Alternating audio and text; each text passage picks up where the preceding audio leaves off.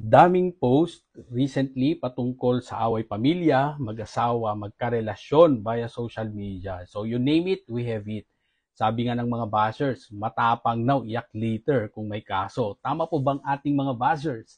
So ang sagot po natin dyan ay tumpak. So under RA 10175, mayroong cyber libel kung present ang mga sumusunod na elements. So una po dyan is malicious imputation, pangalawa is publication, pangatlo is identifiability. So when you talk about malicious imputation, paninirang puri, so ang tanong natin dyan, kahit totoo, tama bang depensa ang katotohanan ng sinasabi? So hindi po, kasi wala kang pakialam sa buhay ng iba. Like kung dati siyang dancer sa club bago naging abogado, for example, kahit totoo, wala ka na doon.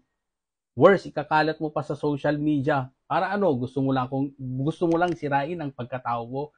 So pangalawa is publication. So dati sa dating libel, okay, ang publication means sa dyaryo, TV o radyo. So now we have social media. So pangatlo is identifiability. So sinong sinisiraan mo? Ikaw ba ay identifiable na pinapatamaan? So ang tanong natin dyan is paano if like sa aking mga kaklase in general, walang direktang pinapatamaan, pero natamaan ka kasi feeling mo ikaw yon. Okay, sa ilalim ng batas, pasok po yan sa identifiability. So conclusion natin, dangerous po mag-post sa social media, baka habulin pa tayo through a criminal case of cyber libel.